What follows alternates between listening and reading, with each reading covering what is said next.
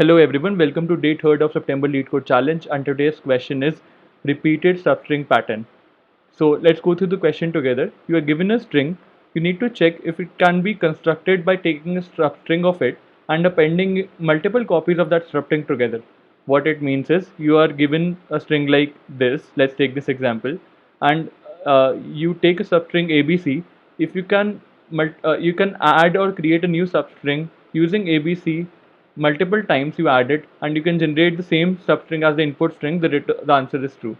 As in this case, ABC when appended 4 times generates the complete input string, and this is the actual logic that we are going to develop. And let's look at the algorithm to do it. So this is the a slideshow that I have created, repeated substring pattern, and this is the input string that we have. Let's understand the algorithm using one of the example given in the question. So you calculate its length, which is 12 in this case, and you take start from the first substring, it's A. You check whether the length of that substring is divisible by the total length, because eventually you have to generate the new string of that length itself. So 1 is divisible, 12 is divisible by 1, it's yes, we'll go ahead and we'll add the substring 12 times, and you will generate this string. Now you compare this with your input string, and if they are equal, you return false or you return true. If they are not, you move ahead with the next value of the substring. So you come here, AB, the length is 2, 12 is divisible by 2.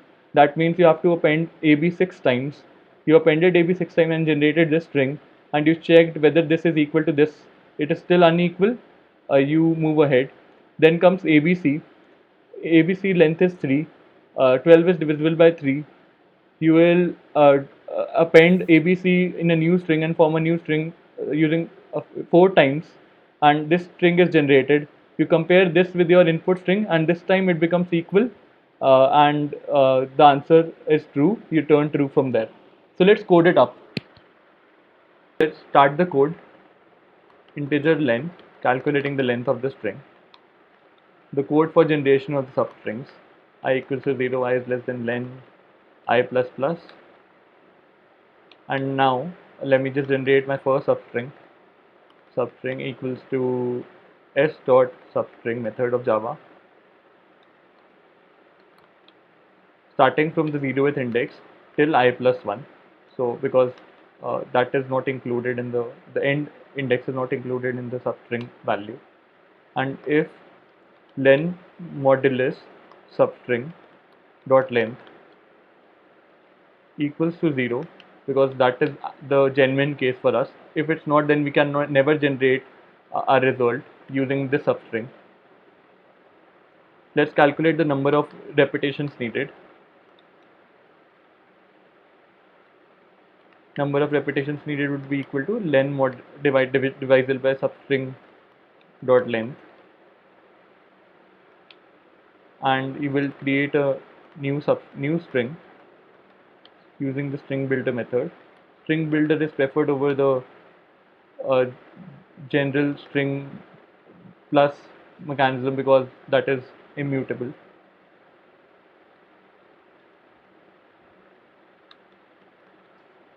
So created a new temporary string. While number of repetitions is greater than 0, you append substring to it. Dot append substring. And now let's just compare the new string versus the input string.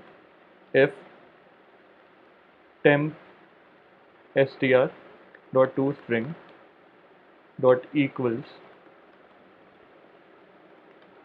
s, if that is the case ever, then return true. We found the required string, required match.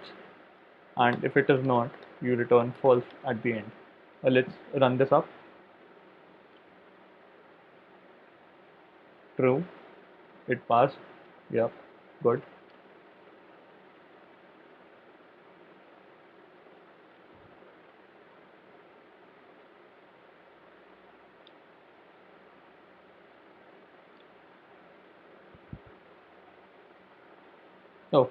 I just missed one point that we need to do it till half of the length, because eventually one will always pass. The complete string will always pass when the substring is equal to string.